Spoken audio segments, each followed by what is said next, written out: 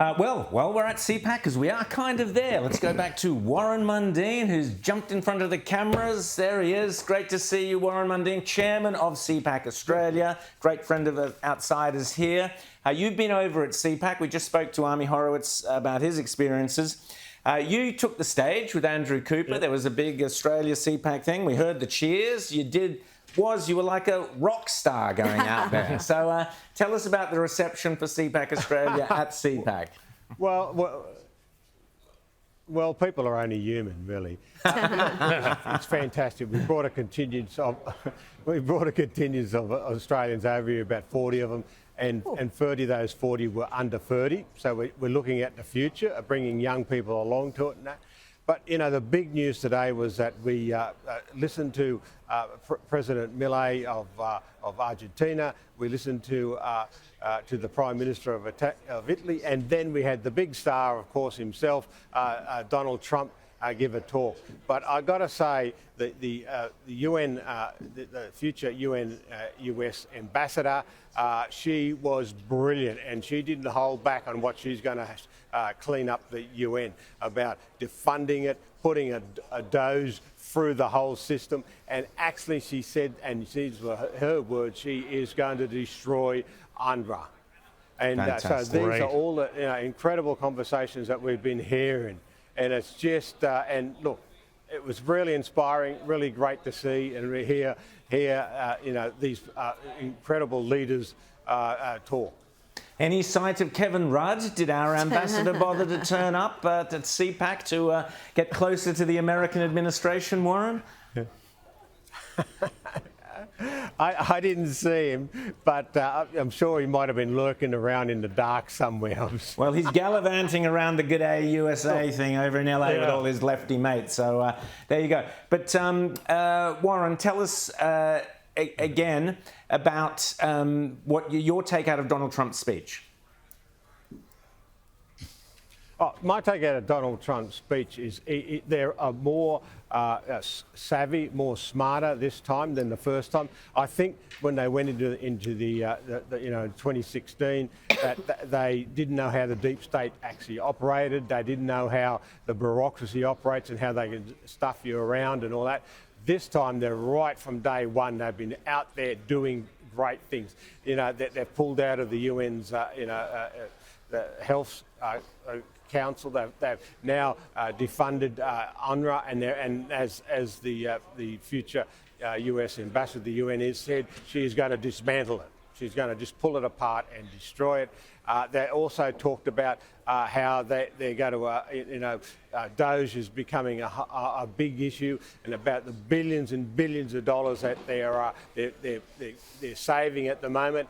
And they looked at some of the social welfare stuff, and I'm sure we've all read about, the 350-year-old people and 150 and 200-year-old people who are still getting their social welfare. Could you believe it?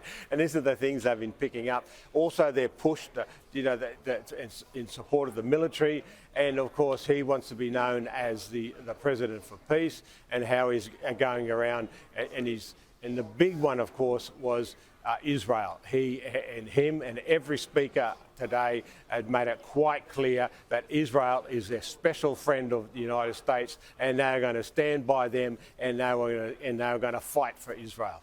Rita. Interesting. Well, all the hostages are released now. What are the views of Australia? Because travelling through America or elsewhere in the world, the view of Australia has definitely changed post-COVID. I think particularly in America, they thought of us as really kind of bold and brash and Crocodile Dundee and the Crocodile Hunter. And then to see us be amongst the most crazy during COVID, it kind of really changed the perception of us, Warren. Oh, it has. That was the big talk here in the United States. The biggest thing in the United States about Australia is about COVID and how we had the record for the longest lockups. They couldn't believe that we were locked up for so long. People actually said to me, "You blokes were locked up in a concentration camp." And this is how they talk about it here. And they were shocked and horrified by it because they saw Australia as this laid-back country, this sensible, knockabout group of people who would not wear that type of stuff. So that was their big issue. The other second part that played to it too was also the anti-Semitic stuff that's happening in Australia. They were shocked by that, about how that's happening and that. But you know, we were there. We had our great group here, and they really loved us being here, and the conversations we had and that. And of course, you know, we're going to have our CPAC Australia in September in Brisbane this year, and we got some really big surprises about some superstars who will be coming to that from the United States. Fantastic. James. So, Warren, you know, you've been here, you've been at CPAC for the last few days, you've got this big delegation, you're all going to come back to Australia in the coming days. Tell me, Warren, what is the big idea from CPAC that you would love to see and which you and people who've been to this conference are going to try and work towards achieving here in Australia? Well, a couple of things. Happen. You know, we know that Peter Dutton's announced that we're going to have a Doge and we're going to have Senator Jacinta Price in charge of that area. He has to be more strong in this about the cuts that need to be made. You know, we've got to look at 30,000 public servants that we've got to cut back on. We're going to have to look at some of this wastage and spending that's going on in that. You know, there's been mentions about, you know, things like the Welcome to Country now, but that's small fry compared to the millions and millions of dollars that we have to cut back, and even some of the $1 billion that we have to cut back. Look, my message to Peter Dutton, he has to be more braver. He has to be out there a lot more and taking on a lot of these strong issues that you know that our fellow travellers from Italy and Argentina and the United States and that, which they're going forward in, and that's our big take from here. We've got to be more courageous and about the issues and problems in Australia that we've got to fix, and we can't have what previously happened from 2013 to 2022, where we won government, but we didn't push through the hard things that needed to be done. This time, day one, we've just got to go in there with a big shovel and clean it out. And Warren, just quickly before we go, free speech.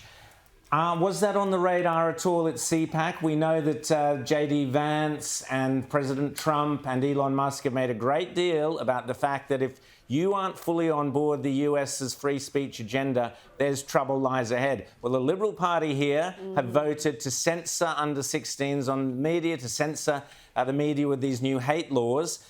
Are the Conservatives in America aware how dangerously the coalition is flirting with censorship and anti-free speech laws? There was that in the background. That was a big issue. In fact, their comments was, if you're not on with free speech, then you're really not a democracy. There is no democracy without having free speech and being very strong about those free speech issues. They did treat me as a bit of a superstar because of The Voice. They saw The Voice as a dangerous instrument that could have, really destroyed the democratic process within Australia. And everywhere I went, I got big cheers about that.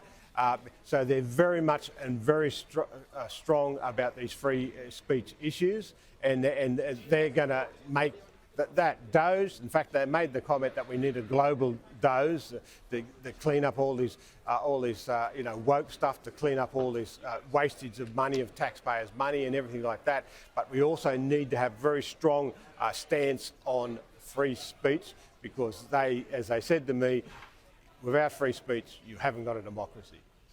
Well, Warren Mundine, I suspect they treated you like a superstar because of your devilishly good looks and debonair mannerisms, but I'm sure The Voice played a part as well. Congratulations on being there at CPAC. Great job there, and we'll speak to you soon when you get back to Australia.